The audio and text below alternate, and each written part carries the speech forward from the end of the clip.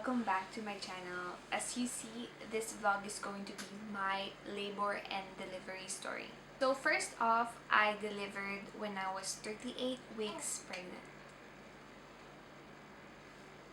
How I found out I was in labor, early labor, was it started when I was 35 weeks. So 35 weeks, I started feeling stomach cramps, parang acid, ganon, stomach cramps. But it wasn't contractions. So I went to the hospital and my OB checked me, everything was normal. Pero since, syempre, it's different when it's like yung mother's instinct na sinasabi nila. So, ayun.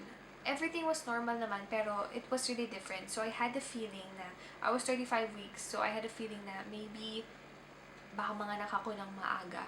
Not early na, like premature early, pero like early, yun nangyari nga, 38 weeks. So, ang check-up ko na is every 2 weeks, I think, or 1 week. So, nung 37 weeks pregnant ako, 37 weeks, 5 days, I had my routine checkup with my OB. So, she checked me, everything was normal, medyo namanas na yung pa ako nun. And she said that baby's head was down. So, at that time, I told her that I was feeling like super heavy na kasi. Tapos parang always na ako umiihi. As in, always na talaga. So, that's when I felt, and she told me nga that baby's head was down. So, alam ko na anytime, lalabas na si baby. So, after yung check-up lahat, I was even driving that time. Nag-grocery pa ako nun. I started feeling stomach cramps. This was July 20. I started feeling yung mga ganitong signs. Inignore ko lang hanggang sa umuwi ako sa bahay. I was doing squats actually sa bahay na. I was doing like exercise na, nagsa-squats na ako. So if you hear noise, kung maingay, si baby na yun, nagigising na. So I'll make this quick.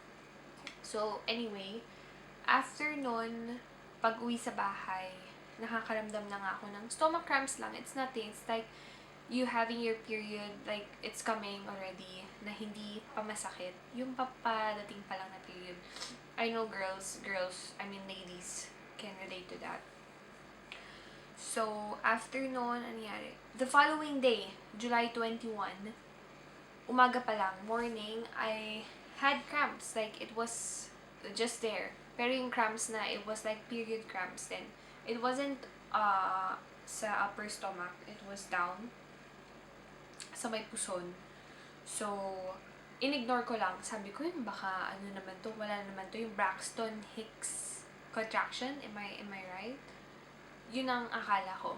So, normal lang. The day passed by.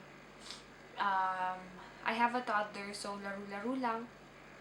We took a nap, and habang nagnanap kami, parang sabi ko, sa isip-isip ko while I was sleeping, masakit na parang period cramps, pero it wasn't masakit na contractions. And, ayun, so, when I woke up, it was still there. So, medyo sa isip-isip ko, eto na ba yun? Like, I didn't want to go back to the hospital or call the midwife again if I wasn't sure, like, kung wala siyang pattern or kung ano. So, I went on with the day. I cooked dinner, and then after dinner, or while cooking, it was still there. After dinner, nandun din.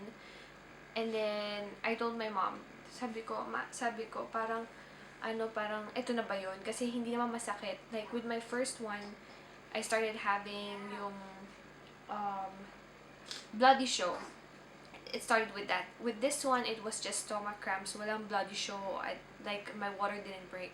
So, yun ang akala ko. Like, everything was just nothing. And then, I decided to time my contractions. So, when I timed it, it was 30 seconds, 5 minutes apart. So, my mom told me to call my midwife. Here sa Oman, I have an OB, but the midwife, the number was given lang. Sa hospital, they will give you a number to call, and it's a midwife. The midwife will assess you. So when I called her, I told her that I'm 38 weeks pregnant, like this is what I'm feeling. I'm having stomach cramps, but it's not painful.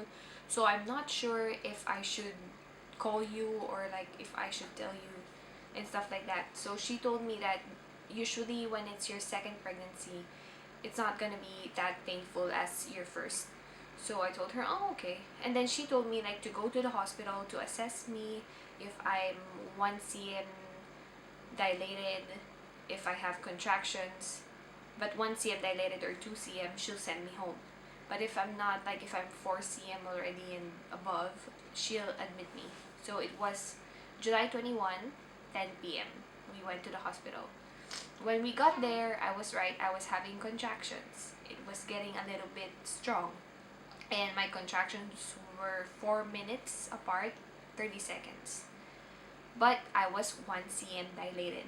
So after noon, she told me to come back to the hospital, to go home first, come back at 1 a.m. July 22.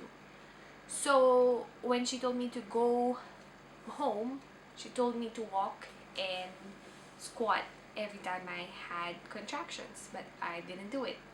When I got home, I took a shower and put on makeup. So after that, I went back, my husband and I went back at 1 a.m. at the hospital. Okay, so going to the hospital, you need to wear your mask. Of course, like during this pandemic, like you have to keep safe. It's better to keep safe than to be sorry. Like, you know what's happening, right? So we had our sanitizers, everything. He sanitized everything that we sat on, like everything that we tend to touch. So ayun, even the hospital, like we had a separate entrance. Everything was, you'll see it wasn't overcrowded. So I felt safe during my delivery.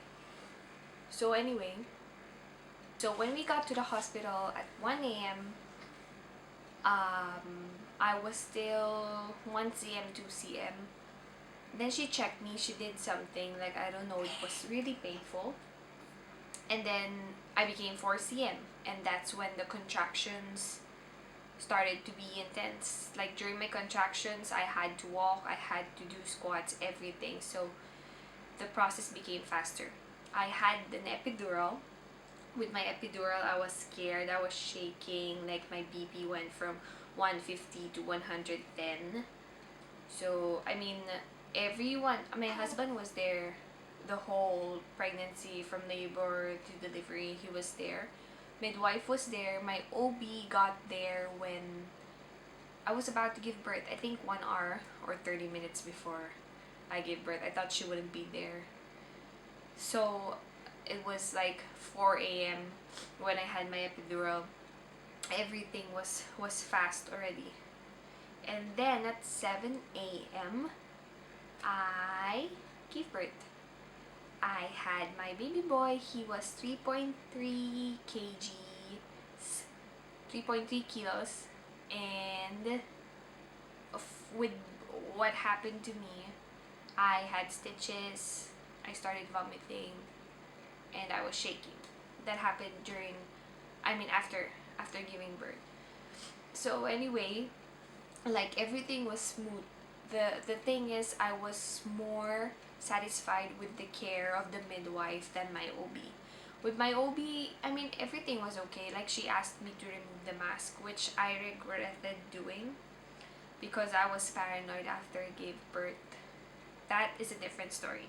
I will tell you that story. I don't know, maybe in my next vlog or after a different vlog.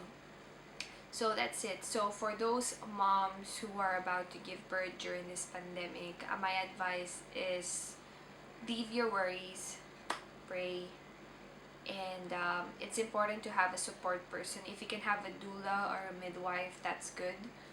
But for those who doesn't have that option, I think it's really important to have a positive mindset.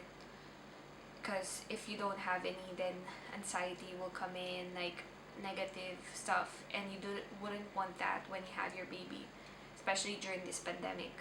So you just have to wear your mask, take safety precautions, bring your sanitizer, your alcohol, everything that you can. if you can bring your own food, bring your own pillow, everything, just for the hospital, just so you think you'll be safe. Whatever is best for you, I think that's what you should do. So giving birth is a wonderful experience, as I said. So don't let that pass. I mean, just because of the pandemic, don't let it get into you. So that's it, everyone. Thank you so much for listening. I hope you learned something, and I hope this helps with all other moms to be, for those who's experiencing the same, for those who experience the same situation, and for those who are going to experience the same situation. Hope this helps. All right. So thank you so much for watching. I hope you guys enjoy. Don't forget to like, comment, subscribe, share. Bye.